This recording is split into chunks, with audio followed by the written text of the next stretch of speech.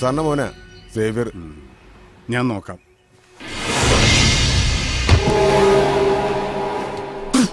പൂച്ചാളി piece കാണിക്കല്ലേ സാറേ? സാറിനെ കാത്ത് നിൽക്കുമായിരുന്നു രണ്ട് പറയാൻ. പുലിക്കോട്ടിലച്ഛന്റെ അവിടെ നാടകം കളിക്കാൻ വേണ്ടി പോലീസ് ട്രൂപ്പിലെ കലാകാരന്മാരെ കൂട്ടി പോയ വിവരം ഞാൻ അറിഞ്ഞായിരുന്നു. ആരുടെ കണ്ണി പൊടിയിടാനോവാ? സേവിയർ? ആ സേവിയർ തന്നെ. കൊലപാതക കേസിലെ പ്രതി ഒളിച്ചിരിക്കുന്ന സ്ഥലം കൂട്ടുകാരന് ചോർത്തി കൊടുത്തിട്ട് അവൻ പണി നടത്തി ഉറപ്പായതിനു ശേഷം അവിടെ ഒന്ന് പോയി പ്രതി രക്ഷപ്പെട്ടെന്ന് റിപ്പോർട്ട് ചെയ്താലേ അത് വിശ്വസിക്കാൻ ചില കൂടിയ സാറന്മാരും സംസ്ഥാനം ഭരിക്കുന്ന പോലീസ് മന്ത്രിയും കാണും. പക്ഷെ പാലയിലെ തന്തയ്ക്ക് പറഞ്ഞ ആമ്പിള്ളേരെ അതിനെ കിട്ടുകയില്ല. സേവിയർ, പബ്ലിക് റോഡാണ്. തനിക്ക് എന്തെങ്കിലും പറയാനുണ്ടെങ്കിൽ ഓഫീസിലേക്ക് വാ. ഞാനൊരു ഓഫീസിലോട്ട് ഇല്ലുവാ. ഇയാളും അവനും കൂടെ നടത്തിയ ഇടപാട് ഞാൻ അറിഞ്ഞു എന്ന് പറയാൻ ഇവിടെ കാത്തു നിന്ന്. അവനെ കാണാനാ ഞാൻ പോകുന്നത്. അവനെയും കാണും, ആ പെങ്കുച്ചിനെയും കാണും. എന്റെ അനിയനെ കൊന്ന അപരാധി ആദ്യം ഞാനൊന്ന് ശിക്ഷിക്കട്ടെ, എന്നിട്ട് ഉയിര് ബാക്കിയുണ്ടെങ്കിൽ തനിക്കൊണ്ട് തരാം.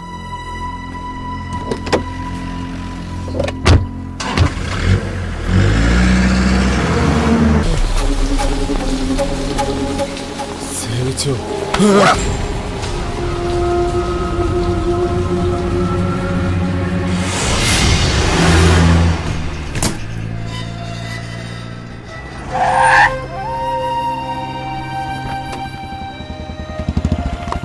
നീ എവിടെ നിന്ന് വന്ന് ചാടി? എവിടെയെങ്കിലും ആർക്കിട്ടെങ്കിലും ഒന്ന് മനസ്സമാധാനമായിട്ട് പൊട്ടിക്കുമ്പോഴേക്കും വന്നോളും. നിനക്കെന്താ തല്ല് മണത്ത് പിടിക്കാനുള്ള വല്ല ശേഷിയുണ്ടോ? പിന്നെ എനിക്ക് വലിയ സൂക്കടല്ലേ തല്ലി മേടിച്ചു കൂട്ടാൻ. 4 എണ്ണം കൊടുക്കുമ്പോ 3 എണ്ണം കിട്ടുന്നുണ്ടേ. പിന്നെ ഞാൻ വന്നതേ മടത്തിന്ന് അമ്മാമ്മച്ചി 16 തവണയായി ഫോൺ വിളിക്കുന്നത്. ഓവർ ആക്കല്ലേ, 16 തവണ. എന്റെ ഇച്ചായ ഞാൻ പറയുന്നത് സത്യവാ. ഇച്ചായ എന്നതും ഒരു പ്രശ്നമുണ്ട്. ഇച്ചായന്റെ മൊബൈലിന്റെ അതിവിടെ ആഫീസിൽ കാണും. അമ്മാമ്മച്ചി വിളിച്ചിട്ട് എടുക്കുന്നില്ലെന്ന് പറഞ്ഞ എന്നെ പൂര തെറിയായിരുന്നു. ഒന്ന് പോവേണ്ടി വരും. ആനിക്കൊച്ചിന്റെ കാര്യങ്ങളൊക്കെ പുള്ളിക്കാരി അറിഞ്ഞ കോളാ. എങ്കി എന്നെ കൈ കിട്ടിയ തല്ലിക്കൊല്ലും. നീ ഒന്ന് പോ. അപ്പൊ എന്നെ കൊന്നേട്ടോ? നിന്നെ ആകുമ്പോ കൊല്ലത്തില്ല. 2 തല്ല് കിട്ടിയാലും അത് മേടിച്ച് ആനയും കൊണ്ട് പറഞ്ഞു വന്നേക്കണം. ടൗൺ അടുക്കാറാകുമ്പോ എന്നെ വിളിക്കണം. അവളെ എങ്ങോട്ടാ കൊണ്ടുപോകണ്ടെന്ന് ഞാൻ പറയാം. ആ വണ്ടിയുടെ കീങ്ങിതാ. പിന്നെ അമ്മാമ്മച്ചി ക്ലബിലോട്ട് വിളിക്കും അറ്റൻഡ് ചെയ്യുന്നു. എടാ ക്ലബ് അല്ല, ക്ലബ്, CLUB, ക്ലബ്. ഓ ഇതിന്റെ ഇടയിൽ ഒരു ഇംഗ്ലീഷ് പഠിത്തം. ആ കീങ് തന്നെ ഈ വണ്ടിയിലുണ്ട്. ഓ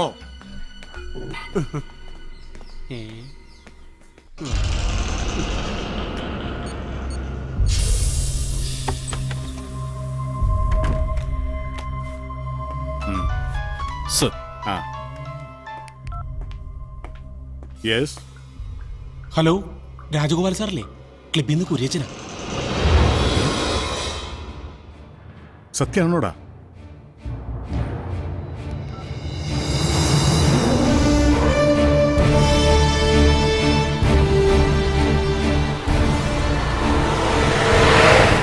കന്യാസ്ത്രീ മഠമാണ് സാർ. അതെ, പക്ഷേ ഇനിയും നമ്മളത് കോൺസിക്വൻസ് എന്ന് പറഞ്ഞ് ലേറ്റ് ആയാൽ കഴിഞ്ഞ തവണത്തെ അനുഭവം തന്നെ ഉണ്ടാവും. ഞാൻ വിളിച്ചു പറയാം സാർ. ഉവ്വ, ഓക്കെ. ജോണി സർ, താൻ ആ DGPയുടെ ഓഫീസിലേക്ക് ഒന്ന് വിളി.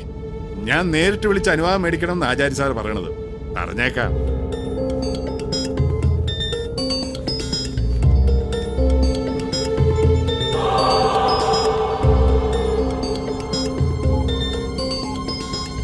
കിട്ടിയോ?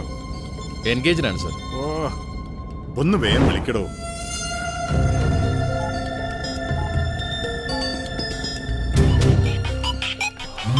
ഫോൺ അടിക്കുന്നു. അബൂബക്കറ, രാജഗോപാലിന്റെ. ഹലോ, റിംഗുണ്ട് സർ. ഇങ്ങതാ സാർ. ഹലോ. ഇൻഫർമേഷൻ സോളിഡാണ്.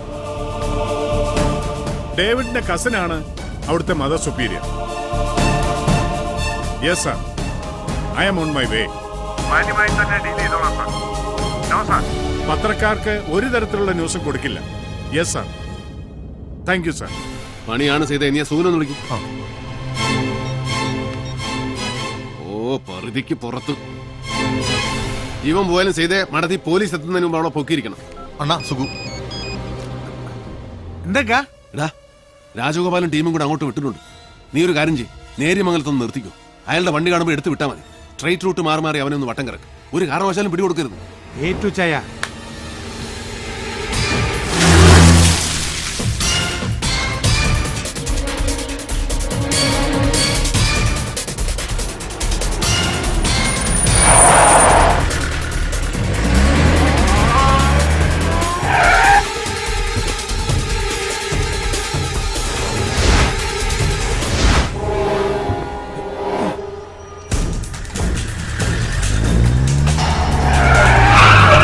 ഡിക്കയുടെ വണ്ടി.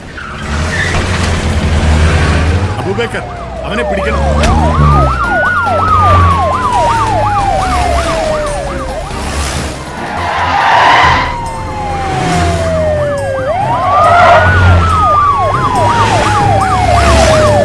ഒന്ന് വേഗം വിടറോ.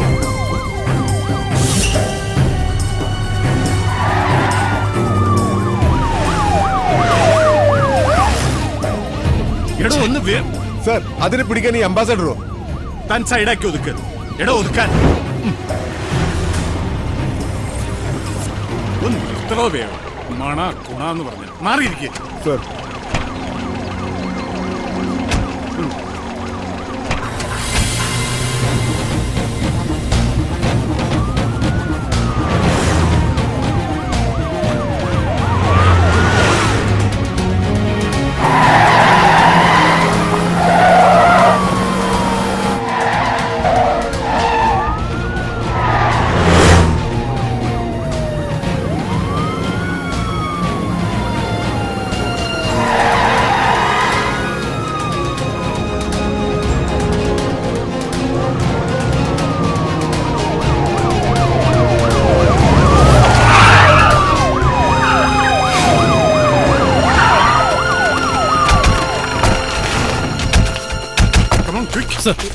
ആ എന്നതാ സാറേ?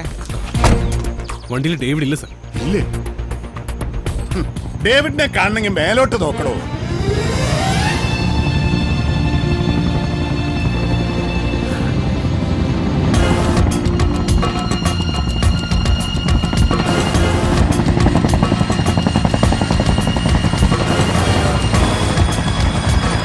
ദേ പറന്നു വരുന്നു. അവൻ ആ പെണ്ണിനെ പൊക്കി പറക്കുന്നത് കണ്ടോളൂ.